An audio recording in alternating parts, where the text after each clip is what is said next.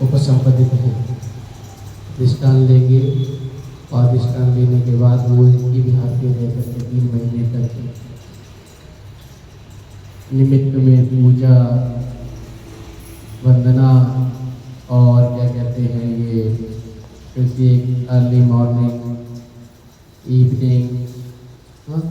अभी आप लोगों ने जैसे भगवान बुद्ध ने जो पंडित जी ने भी बताया था कि सबसे पहले इसकी जो घटना है महाविनिष्क्रिय मठ भगवान बुद्ध ने अपना इसी पूर्णिमा पे क्या किया था, गृह त्याग किया था। गृह त्याग के पश्चात भगवान बुद्ध ने धम्मचक्कवत्तम सूत्र का उपदेश दिया पंचवक्लीय भिक्षुओं को।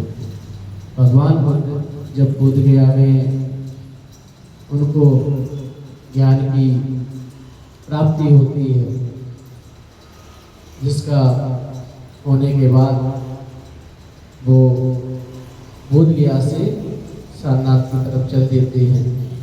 और जब सारनाथ आते हैं तो जो बोध गया में उनके साथ उनके शिष्य जो थे वो उनको मिलते हैं, तो कोई कहता है कि अरे ये तो ज्ञान की प्राप्ति नहीं कर सकता है, नाना प्रकार के मतलब आरोप करते हैं। पर जब भगवान बुद्ध को आसमान में बैठ देखते हैं तो वो जाते हैं, तब भगवान बुद्ध को धम्मचक्कवत्तम सूत्र का उपदेश करते हैं।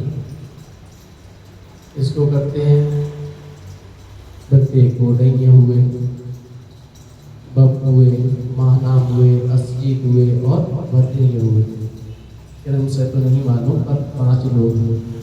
5 लोगों को जब भगवान उपदेश करते हैं उस ऋषि पतन में गाँव में, और अपने लिए बहुत खुशी की बात है कि अपना जो सारनाथ है वो वर्ल्ड हेरिटेज हो चुका है। अभी कुछ दिन पहले ही हुआ है, विश्व धरोहर में आ चुका है। जैसे बोध गया था वैसे सारनाथ हो चुका है ना।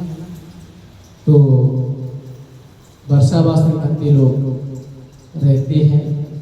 वर्षावास भगवान बुद्ध ने क्यों ऐसा बताया है, क्योंकि उस समय अंते लोग जब चारिका करने के लिए अगर जाते थे तो वर्षा होने लगती, तो उस समय ये पक्के रोड नहीं हुआ करते थे, ऐसी कच्ची सड़कें हुआ करती थी। बारिश होने लगे तो बहुत जीव जंतु सारे ऊपर आ जाते। तो भगवान बुद्ध कहते अगर मैं जाता हूँ तो जिनको मैं नहीं देख पाता हूँ और जिनको देख रहा हूँ शायद वो मेरे पैरों से ना आ जाए या किसी घंटे जी के पैरों से ना आ जाए, इसके चलते। और दूसरा चीज, उस समय भक्ति लोग भीगते भी थे तो वस्त्र कदे रखने का नहीं था, मात्र एक वस्त्र रखने का, एक जीवन रखने का था, जो कि सेट रहता था। एक चेंज कर लेंगे तो एक बना रहेगा, सूखा रहेगा। तो वो क्या कहते हैं, इसलिए भगवान बुद्ध ने उसको ये वर्षावास बनाया कि जब भंते लोग जाते हैं तो जीव जंतु पैरों से आ जाते हैं, भंती जी गिर जाए कीचड़ में तो जीवन गंदा हो जाए, इसके निमित्त में। पर उस निमित्त में भंती लोग क्या करते हैं, बुद्ध विहार में रह करके ध्यान करना। पहली चीज ध्यान, क्योंकि जब हम ध्यान करेंगे तो उससे मेरा चित्त क्या होता है, एकाग्र होता है। और जब एकाग्र होगा तब हम कोई कार्य अपना कर सकते हैं। जब मेरा चित्त एकाग्र नहीं होगा तो मैं कहीं भी भागता रहूँगा। तो वहां रह करके भिक्षु लोग वर्षावास करते हैं और क्या ध्यान करते हैं। ध्यान के पश्चात अध्ययन करते हैं इस चीज का, जो भगवान ने सूत्र दी है उनका पठन करते हैं, उनका अध्ययन करते हैं, बार बार करते हैं, उनको कंठस्थ करने की कोशिश करते हैं। और जब 3 महीने का वर्षावास होता है तब क्या करते हैं, गाँव में निकलते हैं, शहरों में निकलते हैं, जाकर के जगह जगह पे जाते हैं। तो इस प्रकार से वर्षावास का ये महत्व है कि एक जगह भक्ति लोग रह करके अपने ये जो जीवन यापन अर्थात अपना 3 महीने तक ये कह लीजिए कि एक जगह रह करके पहले अच्छे से अध्ययन करना धर्म का। जब हम धर्म का अच्छे से अध्ययन करेंगे तभी हम किसी को धर्म के बारे में बता सकते हैं। तो आज से जब वर्षावास स्टार्ट होगा तो आप लोगों ने अभी धम्म चक्रवर्ती सुना। मैंने हर बार आपको बताया है, भक्ति जी भी बताए कि 2 अध्याय हैं, 4 आदि सत्य बताए हैं भगवान बुद्ध ने, 8 अष्टांगिक मार्ग बताया है। तो इसका भगवान बुद्ध ने बहुत अच्छे से उपदेश जब किया, बहुत सुंदर भाव में बताया कि जाति भी दुखा, जरा भी दुखा, व्याधि भी दुखा। भगवान बुद्ध कहते हैं कि जन्म लेना ही दुख है। वो जाति नहीं जिसे आज हम लोग मान बैठे हैं, जिसमें आज बैठे हुए वो जाति नहीं। भगवान बुद्ध जाति को अर्थात जन्म से बताते हैं। जाति भी दुखा, भगवान बुद्ध कहते हैं जन्म लेना ही दुख है। जाति भी दुखा, जरा भी दुखा, व्याधि भी दुखो, मरणम भी दुखम, अप्पिये ही संपियोगो दुखो, पिये ही विपियोगो दुखो, यं पिंचंग लभ्यतम भी दुखम, पंचपादान दुखम लक्षण। भगवान बुद्ध जन्म जो लेता है वो कहता है कि इस जो भव सागर में जब आते हैं तो आपने हर बार देखा है कि जब बच्चा उत्पन्न होता है तो अगर वो रोए ना तो आप कहते हैं कि अशुभ है, रोया नहीं है ना। अगर वो रोता है तो उसका कारण मालूम है क्या रो रहा है? नहीं। क्यों रोया? क्योंकि उसे जब भूख उत्पन्न होती है तो रो करके आपको संकेत करता है पर बोल नहीं सकता।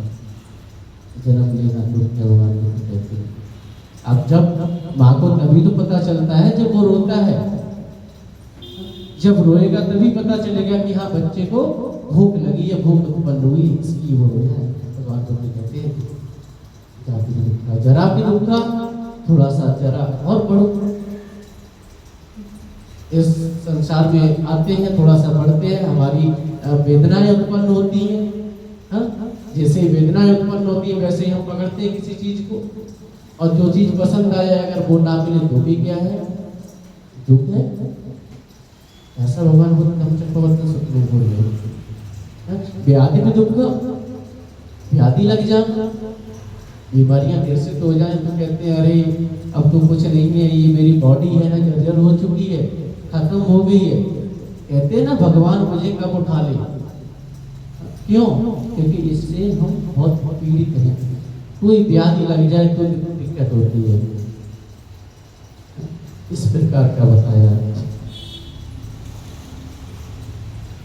बाकी भक्ति जी रहेंगे, समय समय पर धर्म देशना करेंगे। धर्म देशना को एकदम निर्मल मन से सुनना है।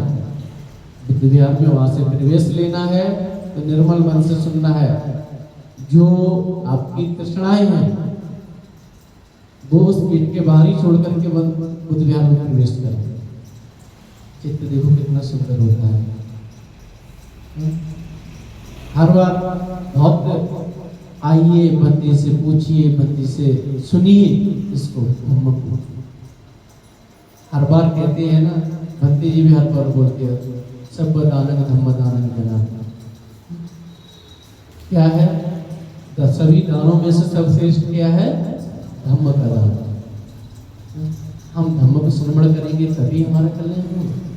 हम हर बार बोलते हैं, मैंने सुना है कि धम्म हमारी रक्षा करे, धम्म करे कल्याण। अगर आप धम्म की बात मानेंगे तभी वो हमारी रक्षा करेगा, तभी वो हमारा कल्याण करेगा। अगर मैं उसके मार्ग पे नहीं चलूंगा तो मेरा कल्याण होने वाला नहीं। कहने से इस जीव में, इस जीव पे, इस मन में बहुत सारी बातें आती हैं, उत्पन्न होती हैं। क्या भगवान बुद्ध ने भी गृह त्याग किया तो कुछ तो उत्पन्न होगा उनके मन में, कुछ तो रहा होगा, तभी तो गृह त्याग किया, नहीं तो ऐसे कोई नहीं कर देता ना। उन्होंने भी देखा, क्या देखा कि उससे पहले उन्होंने देखा कि एक बूढ़े व्यक्ति को देखा कि वो अपने साथी से पूछ रहे थे, छंद से पूछ रहे थे क्या ये बूढ़ा क्यों है। तब भगवान बुद्ध तब सिद्धार्थ यशोधरा को देखते हैं, कितनी सुंदर है, कितनी अच्छी है, आज कितनी सुंदर है, तो क्या छंद है, ये भी उसी प्रकार हो जाएगी। तब सिद्धार्थ कहते हैं ये भी उसी प्रकार हो जाएगी, ये काया है, ये रूप है, सुंदर है, और ये भी एक दिन क्षीण हो जाएगा, खत्म हो जाएगा। भगवान बुद्ध रोगी व्यक्ति को देखते हैं, कहते क्या ऐसा ही इसको भी रोग लगेगा, रोग से ग्रसित हो जाते हैं। उसके बाद क्या कहते हैं, एक वृत्ति व्यक्ति को देखते हैं, क्या एक दिन ऐसा इनके साथ हो जाएगा। भगवान बुद्ध के मन में ऐसी बातें उत्पन्न होती हैं, अर्थात उस समय सिद्धार्थ रहते हैं, तो ऐसी बातें जब उत्पन्न होती है तभी गृह त्याग किया। हम लोग कहते हैं ये मेरा है, ये मेरा है, ये मेरा, ये बुधवार मेरा है, ये मैंने बनाया है, अब ये मैंने घर किया, ये मैंने बच्चा उत्पन्न किया, ये कोई किसी का नहीं होता है, कोई किसी का नहीं होता है। भगवान बुद्ध कहते हैं बहुत सुंदर भाव में कि जब हमारा मन मेरी तरीके से काबू नहीं रहता तो सामने वाला मेरा बच्चा कैसे मेरे काबू में रहेगा। मन कभी काबू में रहता है? नहीं रहता ना। सुंदर तरीके से बैठे रहो एक जगह, हम हर बार कहते हैं कि बैठे रहो एक जगह, शरीर से तो एक जगह बैठे रहोगे और मन से कभी नहीं। भगवान बुद्ध ने बोला काम तन्हा, काम राग भव तन्हा, इस भव चक्र में और विभव तन्हा, इन सारी चीजों को, इन वैराग्य को देखते हुए भगवान बुद्ध ने गृह त्याग किया। इन सारी चीजों को देख करके क्या किया, भगवान बुद्ध ने गृह त्याग किया। और गृह त्याग करने के बाद आ जाते हैं और कहाँ पहुंचते हैं, जंगल में पहुंचते हैं। तो एक साधु रहता है उस समय, साधु को सिर्फ लालसा रहती है इस चीज की कि मुझे इतना धन मिले, मुझे इतना धन मिले कि मैं बहुत बड़ा हो जाऊं, मैं बहुत धनाढ्य हो जाऊं। तो ऐसी अपने मन में कल्पना करता है, और जब ऐसी कल्पना करता है तो भगवान बुद्ध जंगल में अपने कंठक के साथ, अपने घोड़े के साथ पहुंचते हैं। और छंदक भी जब साथ जाता है ना, तो पहुंच करके उस साधु को देखता है, उस साधु को देख करके ही उससे भगवान बुद्ध सिद्धार्थ जब याचना करते हैं कि मेरे ये रत्न से जड़े हुए वस्त्र हैं, ये आभूषण जिनसे तुम बहुत धनाढ्य हो जाओगे, बहुत पैसे वाले हो जाओगे, उसको किस चीज की लालसा थी। और सिद्धार्थ को क्या चाहिए था, उसके वस्त्र चाहिए थे। तो उससे कहता है ये सब तुम ले लो, ये वस्त्र मुझे दे दो। इस प्रकार से भगवान बुद्ध जब इन सारी चीजों को देखते हैं, है ना, तब अपना गृह त्याग करते हैं। असली महत्व वर्षावास का है कि भक्ति जी जरूरी नहीं बिहार पे रहे, बिहार पे रह करके अगर वर्षावास करते हैं दायित्व तो उपासक उपासिकाओं का होता है कि मैं चलूँ एक बार पूछ के आऊँ कि भक्ति जी बीमार तो नहीं, भक्ति जी को कोई समस्या तो नहीं है, क्या भक्ति जी कोई आवश्यकता लग रही है, वो चीज भक्ति जी को दान दे दी, है ना। ऐसा होता है, ये वर्षावास के निमित्त में है। और उसके बदले भक्ति जी लोग क्या करते हैं, हर बार कहते हैं अभिवादन सीवत्सं नित्यं वृद्धापत्यायनो चत्वारो धम्मा वर्धन्ति आयुर्वन्नो सुखं। आपकी आयु बढ़े, आपका बल बढ़े, इन सारी चीज़ों की कामना करते हैं। ये सारी चीज़ें जब हम कभी भी बिहार में प्रवेश करेंगे तो मेरा मन बिहार में होना चाहिए, न कि वहाँ। अभी आप लोगों ने इस बार कहा याचना की, संत जी धम्पद पढ़ना चाहिए। धम्पद पढ़ी जाएगी, धम्पद पढ़ के सुनाई जाएगी, और भगवान बुद्ध की जो गाथाएं कही है, वो गाथा किस संदर्भ में कही है, किस लिए कही है, क्यों कही है, किस जगह कही है, उसके संदर्भ में बताया गया। तो वो आज शाम से हम लोग क्या करेंगे, शुरुआत करेंगे जब आप लोग आए। तो मैं तो पढ़ता ही रहता हूँ हर बार। भगवान बुद्ध कहते हैं ना, यमक भक्त सबसे प्रथम भक्त जो है वो यमक भक्त है। बताया 23 गाथाएं हैं और अलग अलग वर्गों में है। यमक भक्त है, अपमाद भक्त है, चित्त भक्त है, अलग अलग बारे में भगवान बुद्ध ने उसके बोला। पहला यमक भक्त है, तो यमक भक्त में क्या बोला, पहली गाथा ही इतनी सुंदर है, क्या, मनोकुंभं गमा धम्मा मनो सिद्धा गुणमया मनसा चेपटुत्थे न भासति वा करोति वा ततो न दुःख मन वेति चित्तं भवति। कितना सुंदर है। क्या बोल रहा है कि मन जो है सभी प्रवृत्तियों का हुआ है, मन ही प्रधान है, वे मन में ही उत्पन्न होती है। क्या उत्पन्न होती है, क्या उत्पन्न होता है, हमारे विचार उत्पन्न होते हैं। अब विचार कैसे उत्पन्न होते हैं तो मेरे पे डिपेंड करता है, कुशल उत्पन्न होते हैं या अकुशल उत्पन्न होते हैं। तो वे मन में ही उत्पन्न होती हैं। अब अगर अकुशल उत्पन्न होते हैं तो भगवान बुद्ध बहुत सुंदर कहते हैं कि जिस प्रकार पैर के और जो उसकी पीछे ट्रॉली रहती है उसके पहिए के समान, जैसे पैर बढ़ेगा उसी के पैर पे ही चलेगी ना, उसके समान क्या कहा है, दुख उस आपका उसी तरह अनुसरण करेगा जैसा आप कर्म करेंगे। अब इसकी जस्ट विपरीत दिखाता है, क्या है, छाया व पानी। छाया देखी है,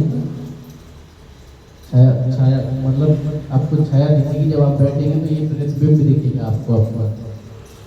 तो भगवान बुद्ध कहते हैं कि आप सकुशल कर्म जब करते हैं, अच्छे कर्म जब करेंगे तो छाया आपको, जैसे आपकी छाया आपका पीछा नहीं छोड़ती है, वैसे ही आपका सुख कभी आपका पीछा नहीं छोड़ता है, वैसे नफरत है। अब जैसे हम कर्म करेंगे